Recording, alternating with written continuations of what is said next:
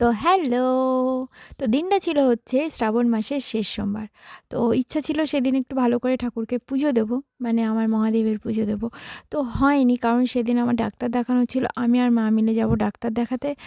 আর সেদিনকে তো যাই হোক, ঠাকুরের মাথায় আমি জল ঢেলেছিলাম। জাস্ট এটুকুই করেছি। আর দেখো এই লাল, হলুদ, সবুজ চুড়িতে আমায় কেমন লাগছে অবশ্যই তোমরা জানিও।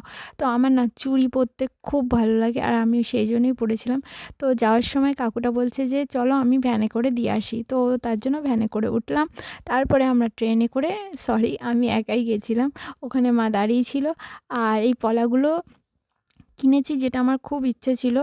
আর সেদিন জানি না কেন সকাল থেকে সবারই মুড খারাপ ছিল। যে কটা দোকানে আমরা গেছি সবাই প্রথমে খুবই উত্তেজিত হয়ে রাগ করে আমাদের সঙ্গে কথা বলেছে, যেটা আমার খুবই খারাপ লেগেছে, জানি না কেন। যাই হোক, এই ব্লাউজটা মা কিনেছে, আর ওখানে মা বলছিল একটা আলমারি দেখবে, তো সেটাই জাস্ট দেখছিল।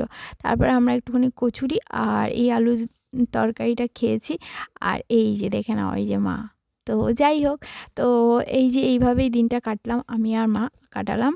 তো তারপরে মা চলে গেছিলো বাড়িতে, আর আমি চলে এসেছিলাম আমার বাড়িতে। আর আমি কোনো জিনিসই ফুল খেতে পারি না। এই দইটা কিনে দিয়েছিল মা, কিনে দেওয়ার আগে অনেকবার বলেছে খেতে পারবি কি না বল, যদিও বা। তো যাই হোক, এইভাবেই কাটলাম। আর এই যে দেখতে পাচ্ছ বৃষ্টি নেমে গেছে। তো আমি একটুখানি ছোলা মাখা খেয়েছিলাম, যেটা আমার খুব ফেভারিট। তো ভিডিওটা এখানেই শেষ হচ্ছে। ভালো লাগলো অবশ্যই লাইক করো, কমেন্ট করে জানিও। টাটা, সবাই ভালো থেকো।